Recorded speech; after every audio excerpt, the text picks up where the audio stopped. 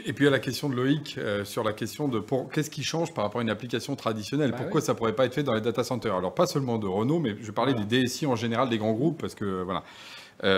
Qu'est-ce que je peux constater? Avant, entre un projet qui était lancé et qu'il arrivait à maturité, en logiciel, il mettait presque des fois 18 mois avant d'être déployé. OK. Moi, je compte toujours nos années numériques en années chiens. Je multiplie tout par 7. C'est-à-dire que 18 mois, dans notre vie aujourd'hui, c'est l'équivalent de quasiment 10-12 ans, 15 ans. Bah, qu'est-ce qui se passait il y a 15 ans? On n'en était pas loin d'être encore au Minitel. Il faut juste avoir ça en tête. Donc ça veut dire que quand vous mettez en place un logiciel dans une DSI, 18 mois plus tard, vous êtes 15 ans en arrière.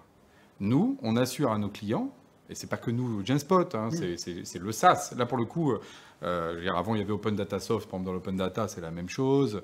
Je pourrais parler effectivement des outils de CRM. C'est qu'on est toujours, nous, au niveau de la vague, on fournit les meilleurs, ce qui se fait de mieux sur le marché.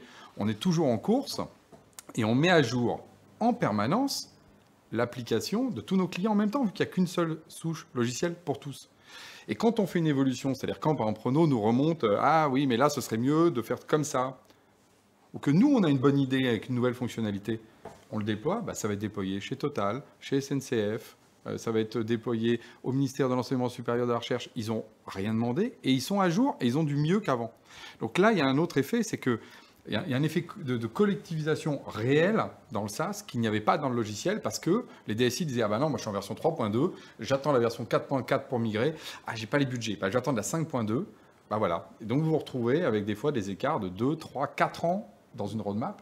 Et encore une fois, multiplier tout ça par 7, c'est notre réalité numérique. Et vous êtes capable donc d'apporter les meilleures pratiques du moment issues de l'usage qu'ont vos autres clients à tous vos clients immédiatement? Alors, immédiatement, parce que ça, c'est les mises à jour sont en permanence, y compris aussi avec un autre effet, et là, c'est plus l'éditeur qui parle.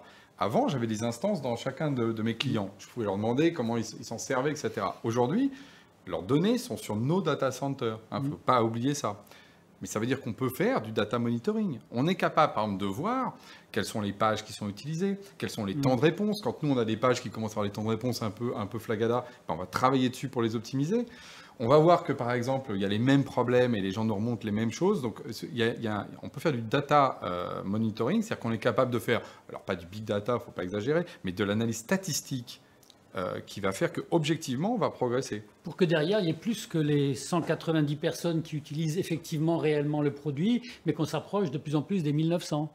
Parce qu'ils vont tous utiliser les meilleures pratiques d'exploitation de ton logiciel, par exemple. Après, on va effectivement travailler à le fait que chaque élément justement d'usage du logiciel soit augmenté, parce que côté vertueux du SaaS, c'est que, ce que je dis, on est vraiment passé de l'autre côté de la barrière du client. Moi, avant, quand je vendais un logiciel, finalement, je vais exagérer 2 secondes, s'il ne l'installait pas, je gagnais plus d'argent parce que finalement, je n'avais pas d'ennui, pas de support, pas de problème.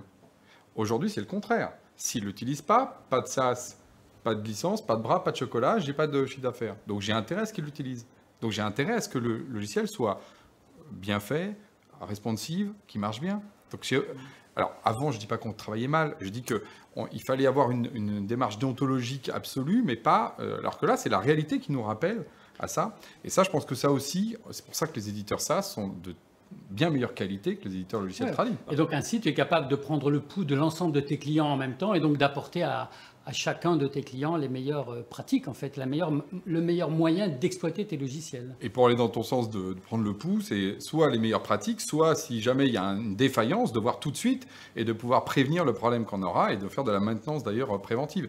Le nombre de fois où on corrige des bugs avant même justement qu'ils apparaissent, que justement on a des indices, voilà, et ça donne une capacité de qualité. Et d'ailleurs, pour parler un peu de l'automobile, l'automobile a déjà fait un certain nombre de travaux comme ça. Je veux dire, les voitures aujourd'hui sont monitorées, etc. Donc cette maintenance préventive, on l'a aujourd'hui dans le logiciel, et avec le SaaS et le cloud, on l'a en temps réel, et ça effectivement c'est un changement formidable. Eh bien,